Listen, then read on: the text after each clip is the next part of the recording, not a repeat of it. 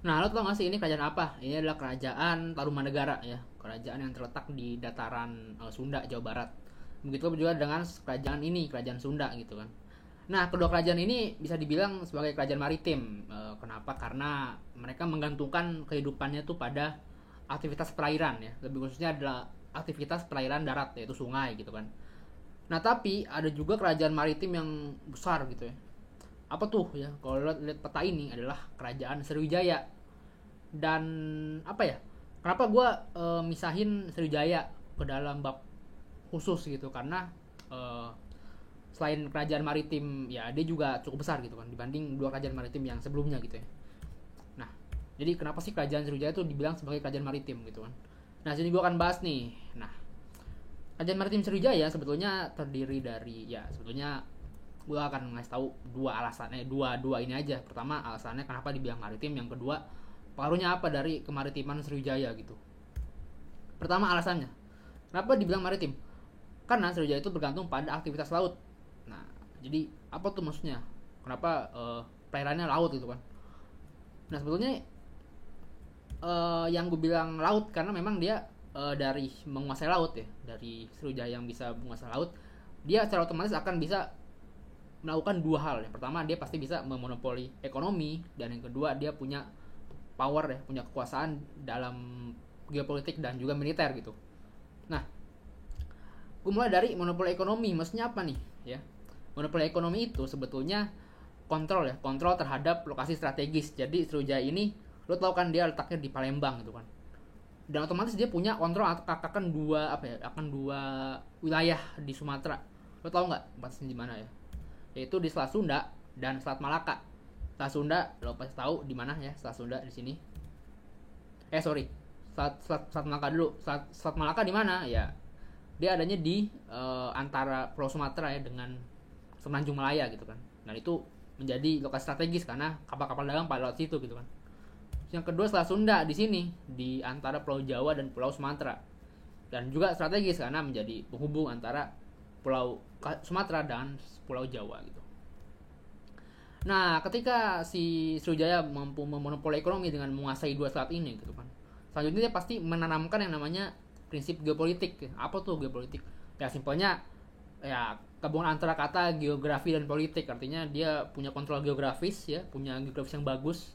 Akhirnya dia bisa monopoli secara politik juga kerajaan-kerajaan kecil di sekitarnya gitu kan. Dan dia juga pasti otomatis dengan apa? Dengan cara militer gitu, dengan cara melakukan ekspedisi dan segala macam.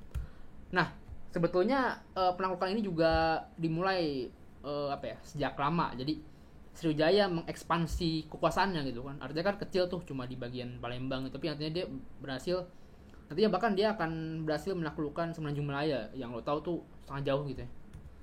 Sangat jauh. Iya, jadi lo bisa lihat Sriwijaya yang bagian itu ya, bagian sungai itu. Dan dia akan mengekspansi di sekitar ya sungai-sungai yang ada di atas gitu. Dia sampai ke Sungai Mekong itu yang di atas.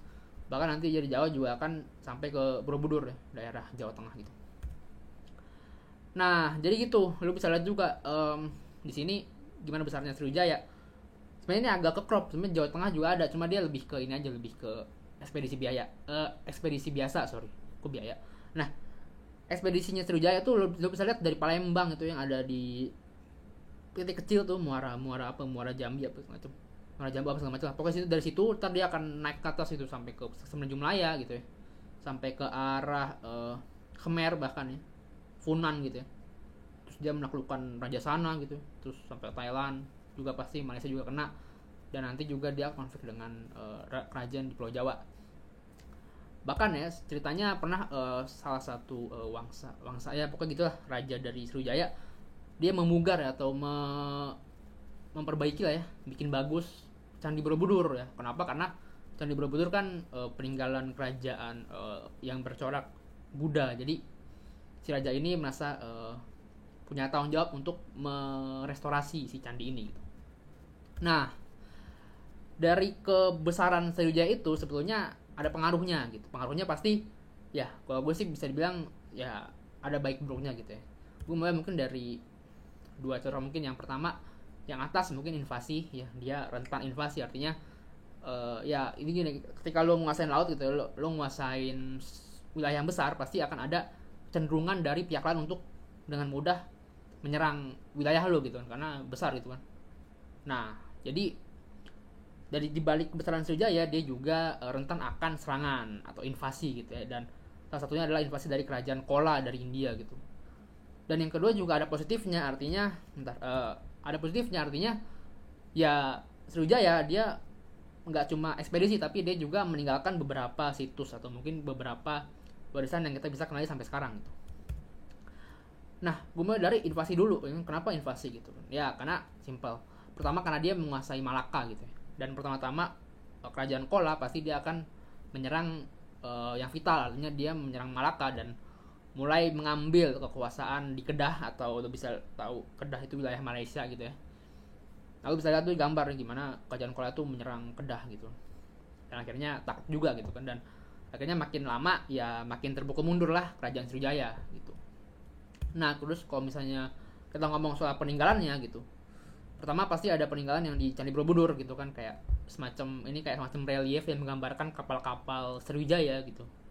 Dan ini juga ada bahkan candinya di sekitar Vietnam atau Myanmar gitu, gue lupa, tapi ini adalah candi ini adalah dibikin oleh si Sriwijaya gitu. Jadi sangat gede banget, jadi di mana dia menjelajah dia akan meninggalkan suatu Sriwijaya. Nah, jadi kalau secara konseptual gitu, secara grafik gitu ya, lo bisa lihat bahwa ya alasannya karena mengontrol ekonomi secara militer gitu. Dan dia juga pengaruhnya apa? Artinya dia pertama kena invasi ya, kena serangan, dan yang kedua dia pasti meninggalkan peninggalan bercorak Sriwijaya. Nah, di video berikutnya gue akan jelasin soal kerajaan Majapahit. Kayak gimana tuh? Stay tune di video berikutnya.